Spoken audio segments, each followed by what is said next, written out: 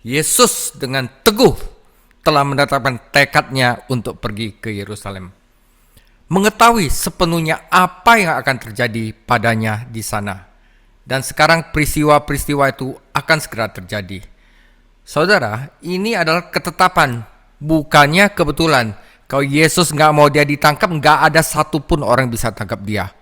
Ya, Yesus sebelumnya ngomong, jangan kasih tahu siapa-siapa, waktunya belum tiba. Jangan kasih tahu siapa-siapa, waktunya belum tiba. Sekarang waktunya telah tiba, dia datang untuk menggenapi apa yang menjadi kehendak Bapa. Karena yang telah ditentukan oleh Bapa dan tertulis berabad-abad lalu di dalam perjanjian lama harus digenapi oleh Yesus. Kita tidak dapat tidak mengagumi Yesus sebagai juru selamat kita dan semakin mengasihinya ketika kita melihat dia dengan berani. Saudara, 7 hari itu masa penderitaan dan kematian yang akan datang. Dan kita harus ingat, dia lakukan ini bukan untuk dirinya sendiri. Dia sudah mulia. Dia tidak lakukan ini, dia tidak apa-apa. Tapi karena dia mengasihi kita, kita harus ingat bahwa dia melakukannya untuk kita. Dan kita di sini disuruh mengalami proses sedikit aja, udah ikutin aja. Dia pasti, iman kita kepada dia pasti melakukannya untuk kebaikan kita. Saudara, perjamuan Paskah di ruang atas, di loteng atas, memberi kita fokus untuk studi kita saat ini. Pertama adalah sebelum perjamuan adalah tentang persiapan.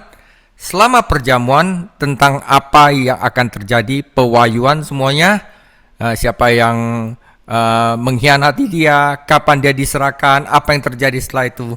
Dan setelah perjamuan, Tuhan Yesus menetapkan suatu institusi yang disebut perjamuan kudus. Oke, setelah mereka makan-makan, dikasih pewahyuan, terakhir baru Tuhan Yesus kasih satu institusi, ya, satu sakramen perjamuan kudus.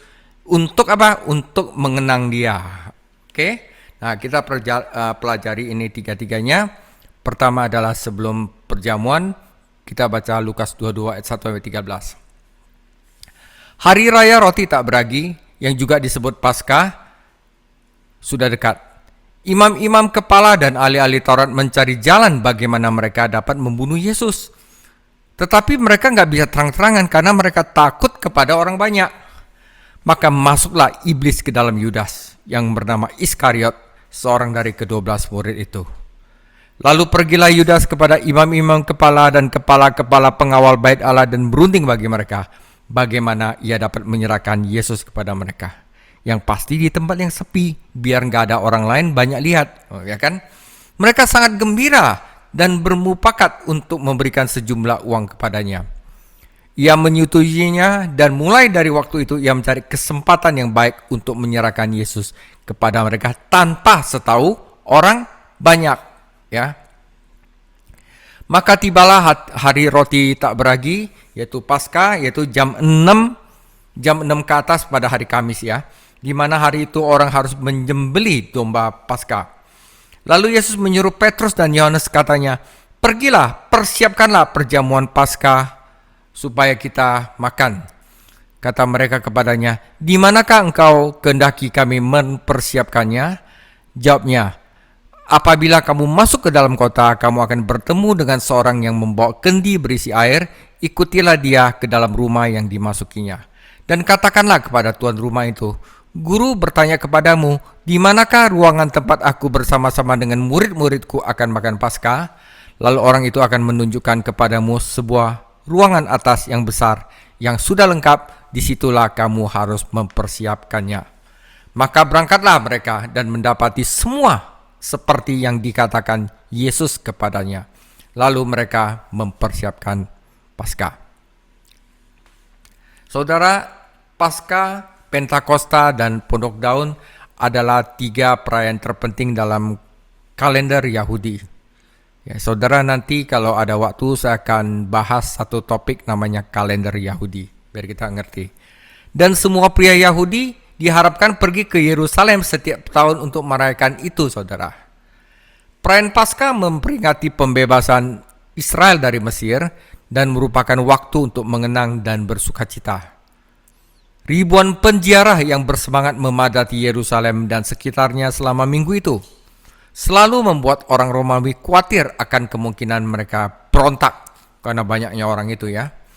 Paskah memiliki nuansa politik yang kuat dan merupakan waktu yang ideal juga bagi calon Mesias untuk mencoba menggulingkan Roma, seperti waktu mereka menggulingkan Mesir, bukan menggulingkan, kabur dari Mesir.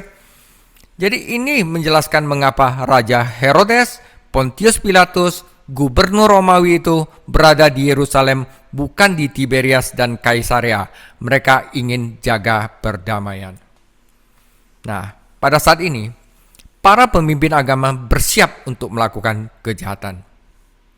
Ya, sungguh luar biasa bahwa orang-orang ini melakukan kejahatan terbesar dalam sejarah selama perayaan yang paling suci bagi orang Israel. Selama Paskah, orang Yahudi diharapkan untuk menyingkirkan semua dosa dari rumah mereka, tetapi pemimpin agama ini malah melakukan kejahatan yang terbesar di dalam sejarah. Mereka menyalibkan Allah. Sebagai pengingat bahwa nenek moyang mereka meninggalkan Mesir dengan tergesa-gesa dan harus makan roti tanpa ragi. Yesus telah memperingatkan murid-muridnya tentang ragi orang Farisi, yaitu kemunafikan. Dan sekarang kita melihat kemunafikan ini bekerja dengan luar biasa.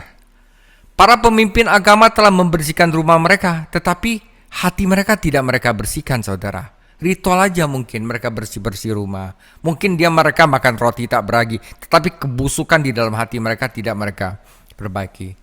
Sudah lama mereka ingin menangkap Yesus dan menyingkirkannya, tetapi mereka belum mampu menyusun rencana yang aman untuk melindungi mereka dari kerumunan orang banyak. Yudas memecahkan masalah mereka. Saya tahu kapan Yesus itu sendiri, kapan Yesus itu nggak ada orang. Jadi kalau tangkap dia nggak kelihatan banyak orang. Ia menjamin untuk menyerahkan Yesus kepada mereka secara pribadi, sehingga tidak akan ada keributan dari orang banyak. Hal terakhir yang diinginkan Sanhedrin Yahudi adalah pemberontakan mesianis pada musim Paskah. Ya, Yudas dimotivasi dan didorong oleh setan, karena ia tidak pernah menjadi orang percaya sejati kepada Yesus.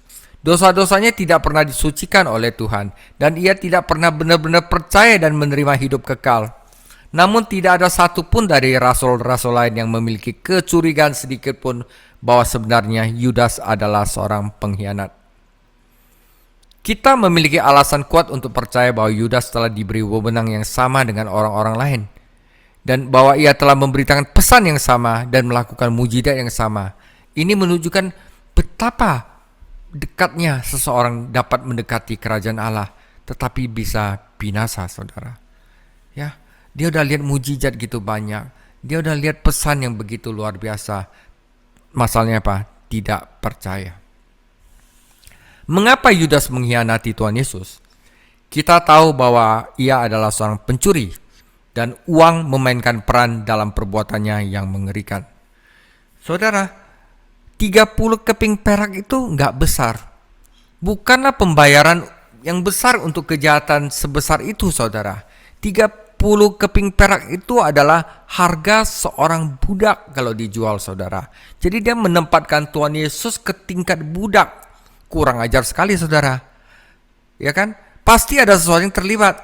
Ada kemungkinan Yudas melihat Yesus sebagai keselamatan bagi orang Yahudi, dan oleh karena itu ia mengikutinya, karena ia berharap untuk memegang jabatan di kerajaan Allah. Ingatlah bahwa ke-12 murid sering berdebat tentang siapa cuita, siapa yang paling gengsi, siapa paling terbesar di kerajaan Allah. Dan Yudas itu adalah bendahara, manajer keuangan, ya. Tentu saya ikut serta dalam diskusi itu. Ketika Yudas memahami bahwa Yesus tidak mendirikan kerajaan Allah, malah akan menyerahkan dirinya kepada penguasa, dia kecewa. Ia berbalik melawannya dengan pembalasan yang pahit. Mocien katanya. Gue kira dia ini Yesus menggulingkan Romawi dapat cien yang banyak. Tetapi akhirnya mocien, malah dia menyerahkan dirinya untuk disalib. Ragi dalam hidupnya tumbuh secara diam-diam dan rahasia sampai menghasilkan buah, yaitu kedengkian dan kejahatan. Ketika Anda bekerja sama dengan setan, Anda akan membayar mahal. Dan Yudas akhirnya menghancurkan dirinya sendiri. Setan pada dasarnya memang tukang bohong, ya, dan pembunuh, ahli manipulatif, saudara, dan ia mereproduksi dirinya dengan sempurna di dalam diri Yudas. Ya. Nah, para pemimpin agama mempersiapkan kejahatan mereka, Yesus mempersiapkan Paskah. Jadi Yesus adalah hostnya. Cara Tuhan kita mengatur perjamuan Paskah menunjukkan bahwa ia tahu ada rencana jahat yang sedang berlangsung. Sampai para murid tiba di ruang atas, hanya Yesus, Petrus, dan Yohanes yang tahu di mana perjamuan itu diadakan. Seandainya Yudas tahu, ya, jangan-jangan nanti waktu mereka perjamuan, orang-orang itu akan menangkap Yesus. Jadi Yesus sudah tahu si Yudas itu akan memberontak, akan berkhianat. Jadi dia tidak kasih tahu Yudas di mana, cuman Petrus dan Yohanes, orang-orang paling setia dia yang tahu. Ya kan? Petrus dan Yohanes tidak kesulitan menemukan pria membawa kendi air. Karena sebenarnya di zaman Israel, pria itu nggak bawa kendi air. Pria itu yang bawa kendi air, yang kerja itu wanita, saudara. Jadi kalau ada pria yang membawa kendi air, itu berarti pria itu tidak kawin. Dan kalau misalnya pria yang tidak kawin itu adalah pria kaum Eseni. Dan kaum Eseni itu memang mempraktekkan hospitality dengan memberikan loteng atas, ya. Itu adalah tugas para wanita. Seperti pria yang memiliki keledai dan anak keledai, pria anonimnya murid Yesus yang menyediakan rumah untuk gurunya untuk Paskah terakhirnya. Petrus dan Yohanes membeli seekor domba yang disetujui, membawanya ke bait suci untuk disembelih, kemudian mereka membawa domba dan elemen perjamuan kudus lainnya, bukan perjamuan kudus, perjamuan makan lainnya, ke loteng tempat mereka berencana untuk bertemu, dan di sana domba itu akan dipanggang. Meja itu dilengkapi dengan anggur, roti tanpa ragi, dan rempah-rempah yang pahit, saudara. Ya, inilah yang nanti Tuhan Yesus katakan, orang yang mencelupkan rempah-rempah sama seperti di tempat saya, itulah yang akan menyerahkan aku, ya. Jadi pasta dari rempah-rempah pahit mengingatkan orang Yahudi akan perbudakan mereka yang panjang dan pahit di Mesir. Ada pertanyaan kronologis di sini yang harus ditangani, atau tampak bahwa penulis Injil saling bertentangan. Menurut Yohanes 18 ayat 28, para pemimpin Yahudi belum makan Paskah, tetapi hari Yesus diadili dan dihukum adalah persiapan Paskah. Tetapi Tuhan kita dan murid-muridnya telah makan Paskah di sini. Nah, saudara, ini biar saudara ngerti di Yohanes dan Injil lainnya. Dalam buku mereka yang luar biasa, The Harmony of the Gospel, Robert Thomas dan Stanley Gundry menyarankan solusi yang mungkin untuk dilema tersebut. Orang Yahudi pada waktu itu menghitung hari dengan salah satu dari dua cara. Dari matahari terbenam hingga matahari terbenam, atau dari matahari terbit hingga dari matahari terbit. Sebenarnya hari yang sama, cuman kalau Injil Lukas diberikan kepada orang Romawi, tetapi yang satu lagi untuk orang Yahudi, ya. Pendekatan pertama secara tradisional adalah Yahudi, sedangkan yang kedua adalah Romawi. Jadi mereka memiliki presiden Alkitabiah. Jika Matius, Markus, Lukas menggunakan penghitungan Yahudi, Yohanes menggunakan perhitungan Romawi, maka sebenarnya tidak ada kontradiksi di dalam Injil. Ada tumpang tindih hari yang memungkinkan kedua kelompok untuk merayakan pada tanggal yang sama, tetapi hari yang berbeda. Para imam bait suci mengizinkan orang Yahudi untuk membawa domba mereka untuk dikorbankan, baik pada waktu lebih awal atau lebih lambat. Rupanya para pemimpin Yahudi mengikuti bentuk perhitungan Romawi, sedangkan Yesus dan para murid mengikuti bentuk Yahudi. Tuhan kita disalibkan pada Paskah saat domba-domba disembelih. Jadi ini adalah penggenapan dari nubuat perjanjian lama. Itu persiapan, saudara. Oke? Kita masuk ke bagian 2 adalah pewahyuan. Ya. Jadi saya bagi 2 karena pertama ini cuman kasih tahu tentang ininya, dan yang pewahyuan itu ada di bagian kedua, ya. Ketika tiba saatnya Yesus duduk makan bersama-sama dengan rasul-rasulnya, katanya kepada mereka, "Aku sangat rindu makan Paskah ini bersama-sama dengan kamu sebelum aku menderita. Sebab aku berkata kepadamu, aku tidak akan memakannya lagi sampai ia beroleh kegenapannya di dalam kerajaan Allah." Ya, percakapannya ada di bawah, saudara, ya. Tetapi lihat, tangan orang yang menyerahkan aku ada bersama dengan aku di meja ini. Nah, Sebab anak manusia memang akan pergi seperti yang ditetapkan, akan tetapi celakalah orang olehnya ia diserahkan. Lalu mulailah mereka mempersoalkan siapa di antara mereka akan berbuat demikian. Terjadilah juga pertengkaran di antara murid-murid Yesus, siapakah yang dapat dianggap terbesar di antara mereka. Yesus berkata kepada mereka, raja-raja bangsa-bangsa memerintah rakyat mereka dan orang-orang menjalankan kuasa atas mereka disebut pelindung-pelindung. Tetapi kamu tidaklah demikian, melainkan yang terbesar di antara kamu hendaklah menjadi yang paling muda dan pemimpin sebagai pelayan. Sebab siapakah yang lebih besar, yang duduk makan atau yang melayani? Bukankah dia yang duduk makan, tetapi aku ada di tengah-tengah kamu sebagai pelayan.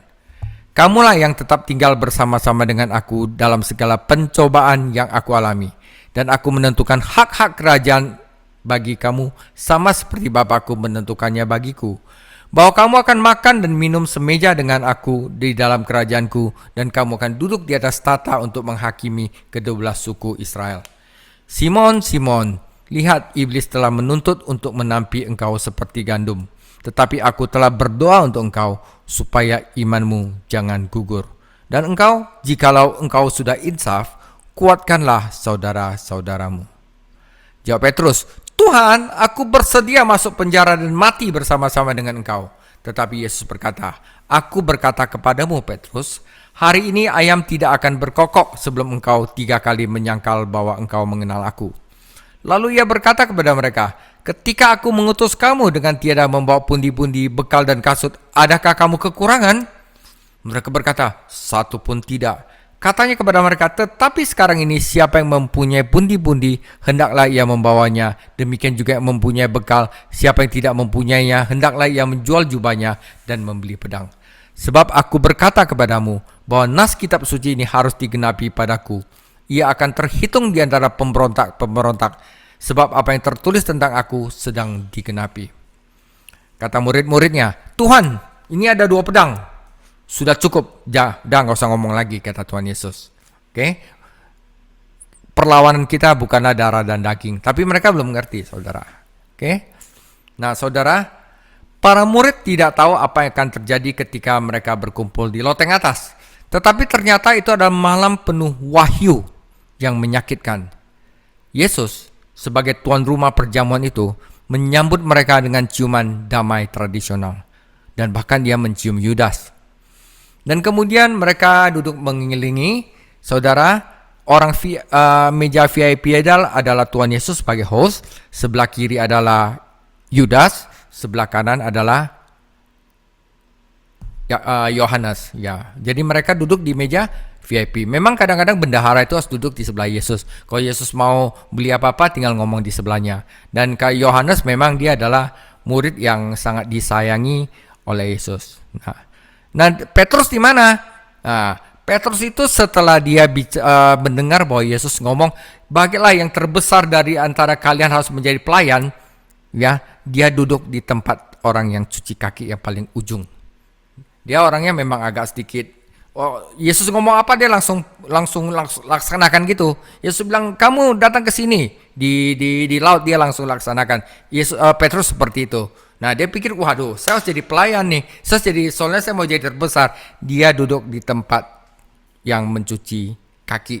Ya, jadi ternyata yang cuci kaki bukannya dia, tetapi Yesus. Nah, makanya dia cuci kaki Yudas dulu, Yohanes, dan itu murid-murid lain. Terakhir dia cuci kaki Petrus. Ya, di mana Petrus tanya, Tuhan Yesus, kenapa engkau mencuci kakiku?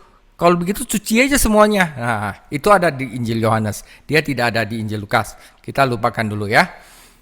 Jadi Yesus menyatakan kasihnya. Ia melakukan ini melalui perkataan dan perbuatan yang memberitahu teman-temannya bahwa ia sangat ingin berbagi Paskah terakhir ini dengan mereka sebelum ia menderita. Paskah memperingati eksodus Israel dari Mesir berabad-abad sebelumnya, tetapi ia akan melakukan eksodus yang lebih besar di kayu salib. Ia akan membeli penembusan dari dosa bagi dunia orang berdosa yang tersesat. Kemudian ia bangkit, mengenakan kain di pinggangnya dan membasuh kaki para muridnya, termasuk kaki Yudas. Ini ada di Yohanes. Malam itu, ke-12 murid berdebat tentang siapa di antara mereka terbesar, sehingga pelajaran tentang kerendahan hati dan pelayanan ini tidak meresap ke dalam hati mereka. Mungkin Petrus mengingat adegan ini ketika bertahun-tahun kemudian ia menasihati para pembacanya untuk mengenakan kerendahan hati. Kata-kata Tuhan kita dalam Lukas 22 ayat 16 menunjukkan bahwa tidak akan ada lagi Paskah dalam kalender Allah. Udah digenapi di dalam Tuhan Yesus. Tidak ada lagi buah sulung. Buah sulung itu kebangkitan Tuhan Yesus. Karena sudah digenapi oleh Tuhan Yesus. Ya, peran berikutnya adalah peran kerajaan yang agung ketika ia kembali untuk menegakkan pemerintahnya di bumi. Ini belum digenapin. Hari Raya Trompet. Nanti bulan September kalau ada Raya Trompet dari surga bunyi adalah Tuhan itu sedang menjemput mempelai-mempelainya, saudara. Serem waktu itu.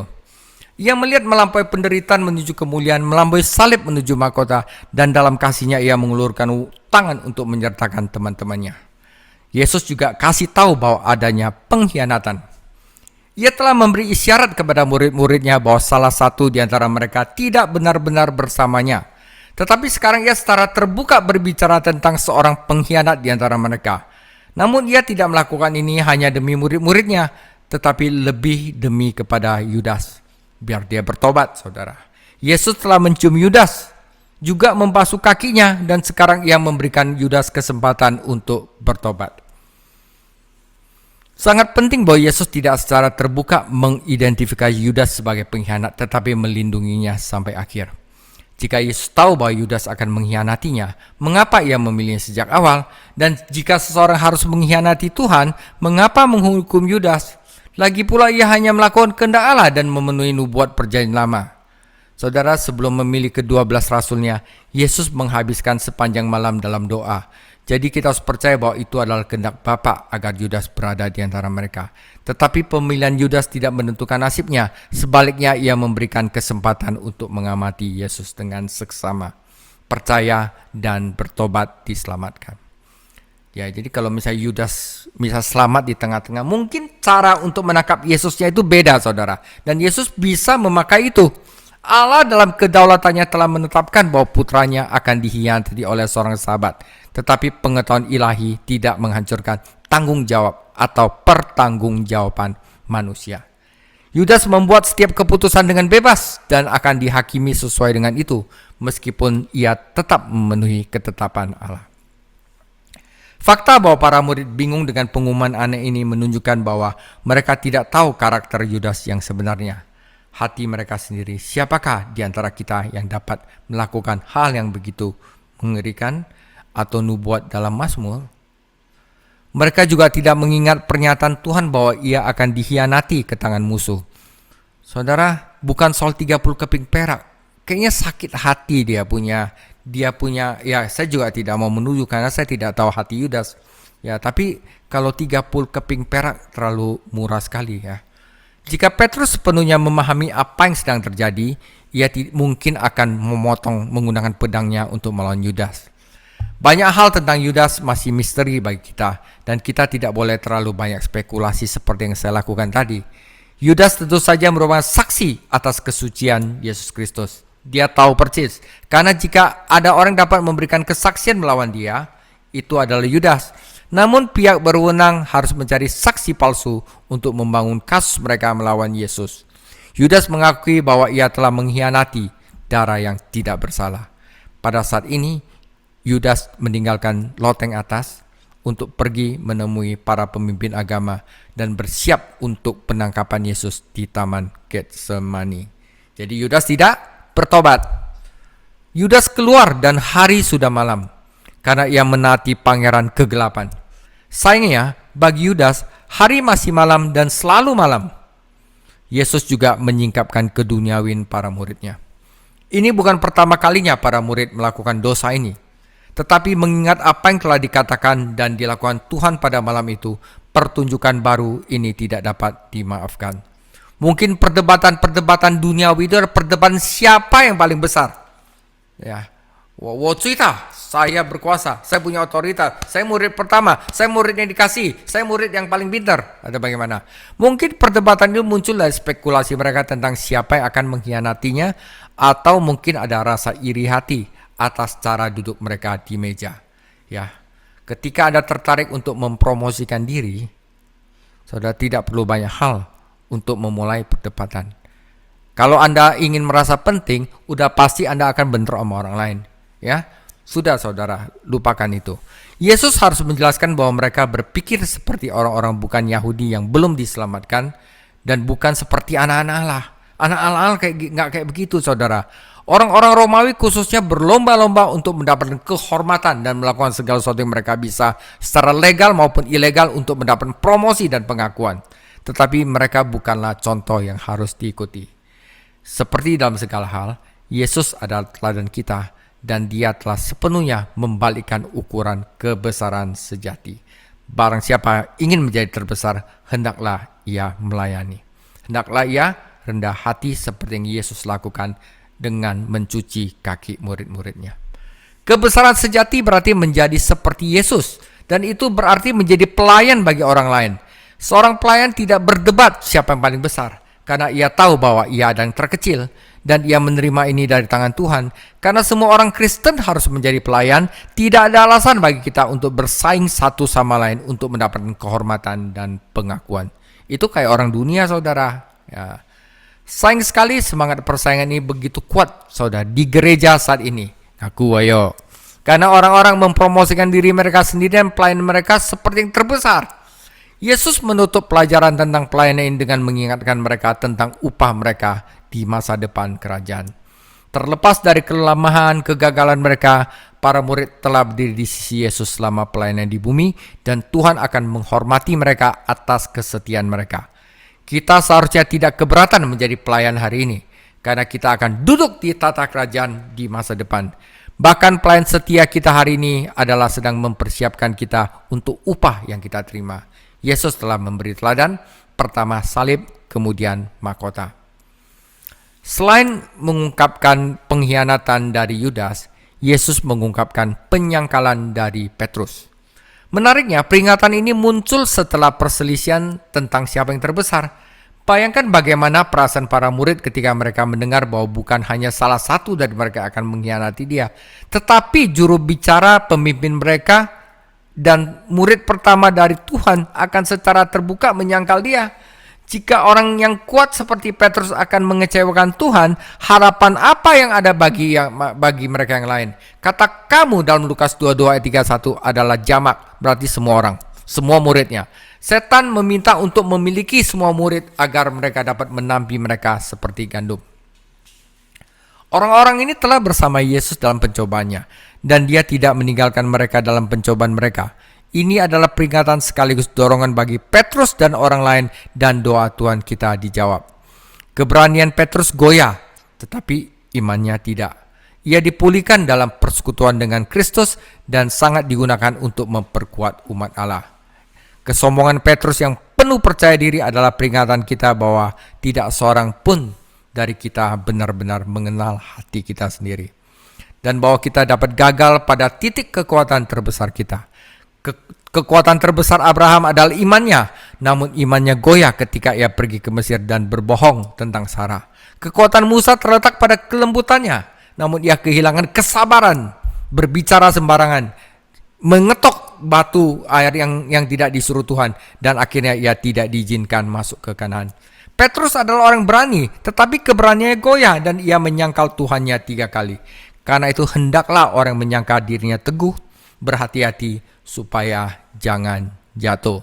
Wah, saya udah ngerti semua. Enggak, tetap Anda harus lakukan pendalaman Alkitab setiap Rabu untuk setiap kali dikuatkan. Itu penting, saudara. Ya, kata bertobat dalam Lukas 22:32 berarti berbalik arah. Petrus sudah menjadi orang yang diselamatkan, tetapi ia mulai berjalan ke arah yang salah dan harus berbalik arah. Ia tidak akan kehilangan karunia hidup kekal, tetapi ia akan tidak taat pada Tuhan dan membahayakan kemuridannya. Sebenarnya semua murid meninggalkan Yesus, tetapi Petrus menyangkal dia. Inilah pelajaran yang merendahkan hati bagi kita semua. Nasihat Tuhan kita dalam Lukas 22 ayat 35-38 tidak sepenuh dipahami oleh semua murid. Karena mereka menafsirkan apa yang dikatakan secara harfiah. Penggunaan pedang oleh Petrus di Taman Getsemani adalah bukti dari hal ini. Intinya, Sekarang kamu akan memasuki situasi yang sama sekali baru. Jika mereka menangkap aku, suatu hari nanti mereka akan menangkap kamu. Jika mereka memperlakukan aku seperti penjahat biasa, mereka akan melakukan hal yang sama kepada kamu. Jadi bersiaplah. Selama pelayanan mereka bersama Yesus, para murid telah diutus dengan wewenang khusus dan mereka dilakukan dengan hormat dan penghargaan. Pada waktu itu, Yesus masih seorang rabi yang sangat populer. Semua dia menyembuhkan orang sakit, melakukan mujizat, dia itu populer. Dan pihak berwenang tidak dapat menyerang murid-muridnya. Tetapi sekarang, saatnya telah tiba. Dan situasinya berubah radikal. Saat ini umat Allah adalah orang asing di wilayah musuh. Dan kita harus menggunakan iman dan akal sehat kita yang kudus saat kita melayani Tuhan.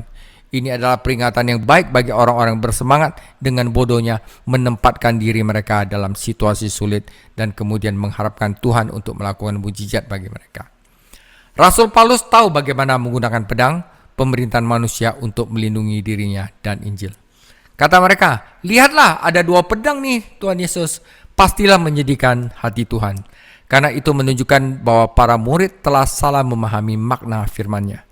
Apakah mereka berpikir bahwa ia membutuhkan perlindungan mereka dan bahwa ia akan menggulingkan Roma dan mendirikan kerajaan? Kata Yesus, cukup. Artinya apa? Jangan ngomong lagi. Jangan berkata apa-apa lagi tentang hal itu.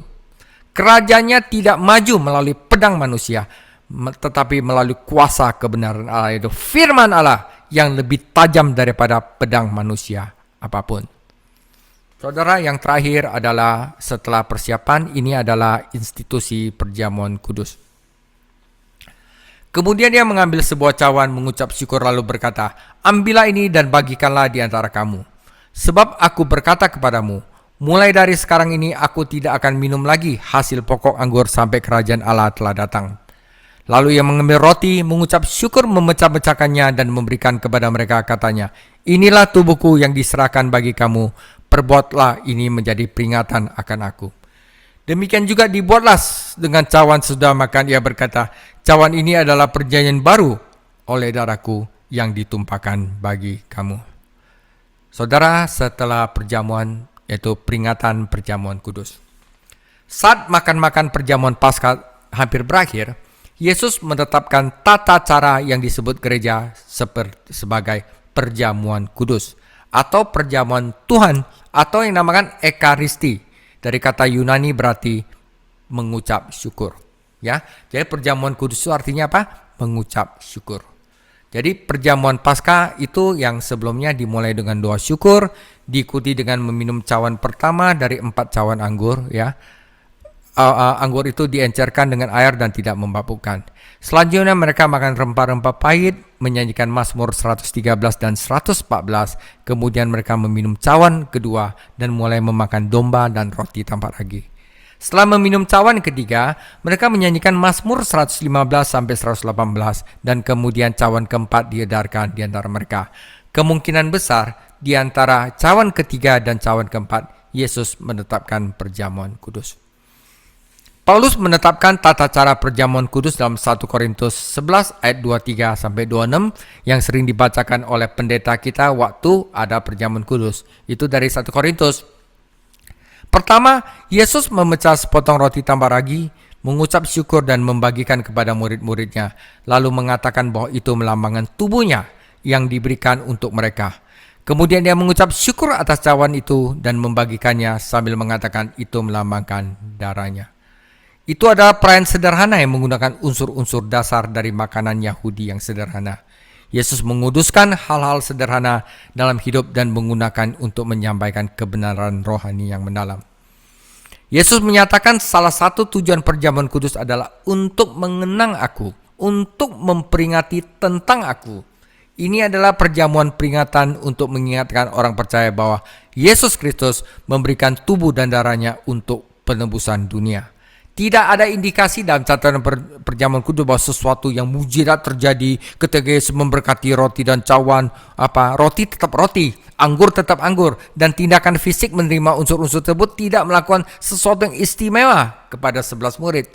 Ya, jadi jangan terlalu tahayul, saudara. Ya, itu lebih ke jiwa kita untuk mengingat tentang Yesus. Ya, Ketika kita mengambil bagian dari perjamuan kudus, kita mengidentifikasi diri kita dengan tubuh dan darahnya.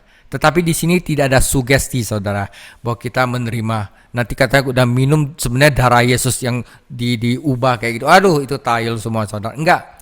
Tapi di sini tidak ada sugesti bahwa kita menerima tubuh dan darahnya. Tujuan kedua dari perjamuan kudus adalah pemberitaan tentang kematiannya sampai ia kembali. Perjamuan kudus mendorong kita untuk menengok ke belakang dengan kasih dan penyembahan atas apa yang telah ia lakukan bagi kita di kayu salib, dan untuk menantikan kedatangannya kembali dengan harapan dan antisipasi. Karena kita harus berhati-hati agar tidak datang ke perjamuan kudus dengan dosa yang kita ketahui dalam hidup kita. Perjamuan kudus juga menjadi kesempatan untuk introspeksi, memeriksa hati kita, mengakui dosa-dosa kita, dan bertobat. Berkat ketiga dari perjamuan kudus ada pengingat akan kesatuan gereja. Kita adalah satu roti. Ini adalah perjamuan Tuhan, bukan milik eksklusif denominasi Kristen apapun. Setiap kali kita mengambil bagian dari perjamuan kudus, kita mengidentifikasi diri kita dengan orang Kristen manapun di seluruh dunia, dan diingatkan akan kewajiban kita untuk memelihara kesatuan roh dalam ikatan damai. Ya. Agar kita menerima berkat rohani dari perjamuan kudus dibutuhkan lebih dari sekedar partisipasi fisik. Kita juga harus mampu membedakan tubuh, yaitu melihat kebenaran rohani yang terkandung dalam roti dan cawan. Perbedaan rohani ini datang melalui Roh Kudus menggunakan firman Tuhan. Roh Kudus membuat semua ini nyata saat kita menunggu di hadapan Tuhan di meja perjamuan. Penutup, saudara. Setelah perjamuan kudus ditetapkan, Yesus mengajarkan kepada murid-muridnya banyak kebenaran dasar yang sangat mereka butuhkan untuk mengetahui agar dapat memiliki pelayanan yang efektif di dunia yang penuh dengan manipulasi, permusuhan. Ya, ia berdoa untuk murid-muridnya, kemudian ia menyanyikan himne dan berangkat dari ruang atas menuju Taman Getsemani. Ya, jadi Yudas yang sudah tahu Yesus ke Getsemani, dia di tengah-tengah itu dia kasih tahu itu, Yudas tahu mereka akan pergi ke sana dan ia menyiapkan para petugas penangkap. Jadi saat Anda meninjau bagian ini, saudara, Anda pasti akan terkesan dengan ketenangan dan keberanian Sang Juru Selamat. Dia sudah tahu Yudas akan mengkhianatinya. Dia tahu di mana, tetapi dia dengan tekad masuk ke dalam penantian itu. Dialah yang memegang kendali, saudara. Bukan setan, bukan Yudas, atau bukan tempat orang Farisi. Dia yang menyerahkan tubuhnya. Dialah yang mendorong para rasul. Bahkan dia mampu menyanyikan himne sebelum ia pergi untuk mati di kayu salib. Nah, kalau kita belajar firman ini, kita bisa tahu luar biasanya Tuhan Yesus. Isaac Watts telah mengungkapkan dengan sangat baik apa yang seharusnya menjadi tanggapan kita. Kita harus lihat kepada Tuhan Yesus, katakan, kasih yang begitu menakjubkan, begitu ilahi, menuntut jiwaku, hidupku, segala-galanya untuk Dia. Tuhan Yesus memberkati. Kita masuk minggu depan lagi, malam mereka menangkap Allah.